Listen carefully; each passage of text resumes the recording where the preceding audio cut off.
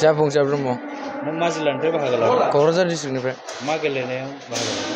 मेडेलखौथ' आं मोननै मोनदों ओमफ्राय मोनसेया सुबुदकलाव मोनदों मोनसेया ओमफ्राय शर्ट एन्ड शर्टआव मोनदों। नोंसोर साबेसे गेलेगिरि बाहागो लाखो? जों गासै जों क'क्राझार डिस्ट्रिक्टनियाथ' 50 माने 50 जन माबा बाहागो लादों।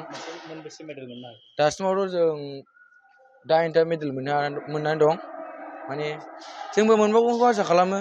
खेलाथ' गेलेनांगौ दंबावो, गाबोनबो गेलेनांगौ दंबावो, दिनैबो दं जागासिनो सोलिगासिनो। नोंथांमोननि खाथि जिल्लायावनो जादों, माबायदि मोनो नोंथांमोना बे खाथियाव? जोबोर मोजाङानो, जों खाथियाव माने जोंनि जिल्लायाव माराव जाबाय नालाय मोजां मोनदों गोसोखौ। माने गोजानफ्राव जायोबा एसे थांनाय मानायफ्रावबो उसुबिदा जायो एसे, दा बे जायगायाव जानायखाय मोजां जादों एसे। उननि समाव माबायदि गेलेलांनायनि थांखि लादों? उननि समाव बिदिनो मोजाङै गेलेलांबाय थानायनि थांखि लानानै दं।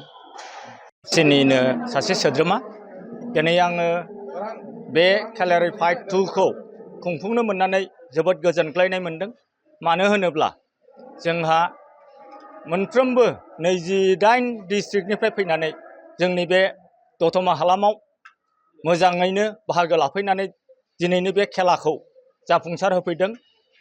लोगोसेयै जोंनि दतमा ओनसोलखौ बिथांमोनहा मोनसे हेफाजाब बा माबा मोनसे खेलानि जनसाधारनफोरनो रायजो राजानो मोनसे बिबुंसार होफैनायफोर बादि जों मोनदों।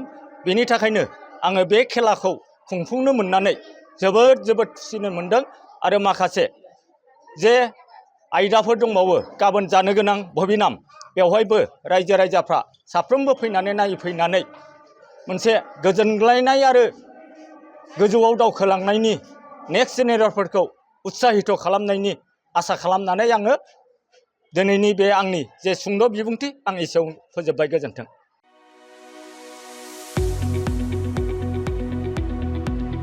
गुनगोनां सोलोंथाइ लानो गोसो गुदुं फरायसाफोरनि थाखाय गोजोनथाव खौरां।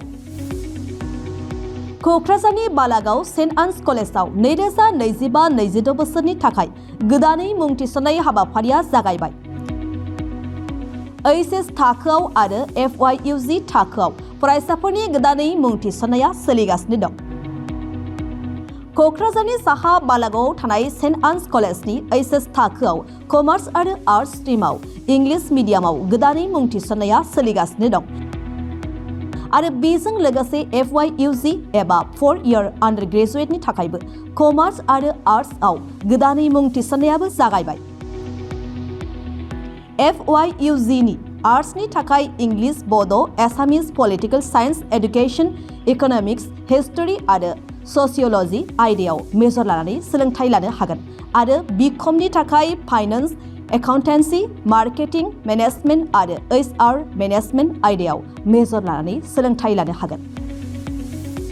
गुनगोनां फोरोंगिरिफोरनि सोलोंथाइ होनायजों लोगोसे बेवहाय बायदि उफ्रा सोलोंथाइबो होनाय जायो, जेरै computer class, spoken English course आरो गुबुन सार्टिफिकेट कर्सफोरनिबो सोलोंथाइ लानो खाबु होनाय जायो। बे कलेजाव स्पर्ट्स फेसिलिटिज, लाइब्रेरि फेसिलिटिज, वाइफाइनि फोनांजाब राहाजों इन्टारेक्टिभनि राहा आरो smart board, classroom, air condition computer lab आरो बेजों लोगोसे माखासे फरायसाफोरनो रिमिडियेल क्लासनिबो खाबु होनाय जायो।